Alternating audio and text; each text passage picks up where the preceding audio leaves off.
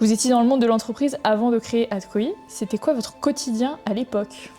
J'étais dans le développement de projets et mon rôle, c'était de faire avancer les projets. J'adorais ça, j'adorais construire, mettre en œuvre et faire avancer tout un collectif dans la même direction. La difficulté que j'ai rencontrée, c'est que parfois, il y avait des blocages et les personnes n'adhéraient pas à des choses qui, pour moi, me paraissaient évidentes. Donc, j'ai été obligée d'aller creuser et de trouver ce qui se passait et surtout comment résoudre ces difficultés que je rencontrais sur le terrain. Face à ces blocages, quelle a été votre réaction? Je suis partie me former. Je me suis beaucoup formée au coaching, également au management de projet et je me suis beaucoup intéressée également aux approches systémiques. C'est ce qui permet vraiment de faire avancer un collectif.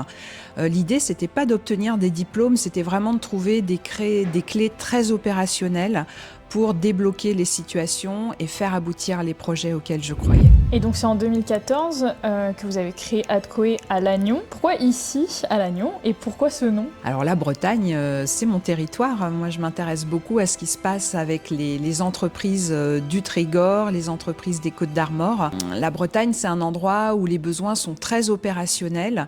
Les gens sont très focalisés sur leur travail. Ce sont de très bons professionnels et souvent, ce qui peut manquer, c'est la petite touche en plus pour faire avancer les équipes en bonne communication, en bonne collaboration. Vous avez une phrase qu'on retrouve sur votre site. L'engagement vient de la possibilité pour les salariés de participer à la vie de l'entreprise.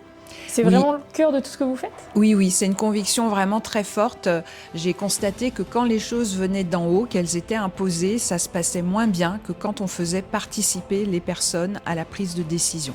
L'idée, c'est pas tant de participer à la prise de décision que de pouvoir travailler à comment ça va se passer de manière très opérationnelle sur le terrain parce que les solutions, souvent, ce sont les personnes elles-mêmes qui les détiennent et quand on leur pose la question, ils trouvent les clés pour que ça se passe bien.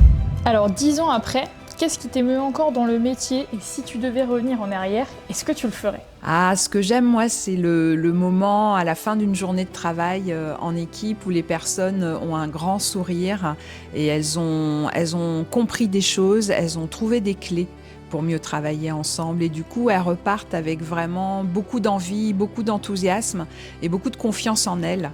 Elles sont confiantes dans le fait qu'elles vont réussir à faire évoluer les choses et les faire avancer ensemble.